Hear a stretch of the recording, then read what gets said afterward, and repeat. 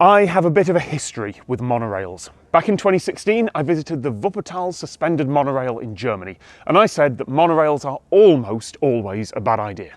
Monorail enthusiasts sent me angry messages, but I stand by that. In 2020, I visited one of the last surviving Road Machines cargo monorails. They were actually useful and practical, but they were temporary constructions designed for having cargo hauled around work sites, and they've been replaced by modern, heavy construction equipment.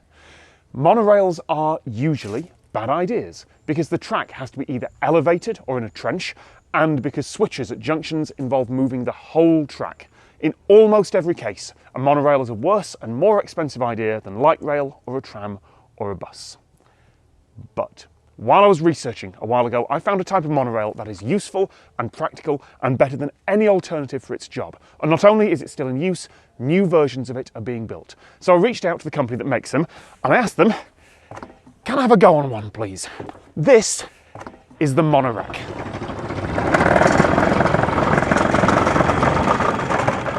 We build mainly ropeways, that's our main business.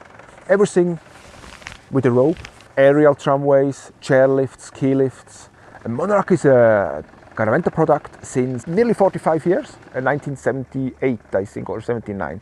Some 2 years after the petrol monorail they start with the electrical monorail. They installed mainly in the Alp area, Germany, Switzerland, a lot of monorails in Italy, but also Canada, Sweden, Asia. All over the world we have more or less about 800 monorails. The petrol monorails are mainly installed in the agriculture area. The electrical monorail usually is quiet, but here the customer made his own box. That's the reason why it's still a little bit loud.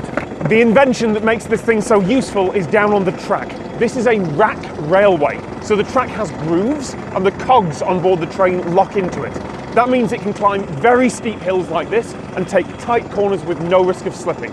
Having just one lightweight rail means it doesn't take up much room, it can go around tight corners, and it's easy to install. Being elevated means it can go over rough terrain, and if there's rain or mud below, it doesn't matter. I genuinely can't think of a better solution for regularly, safely moving things up and down steep, rough terrain like this.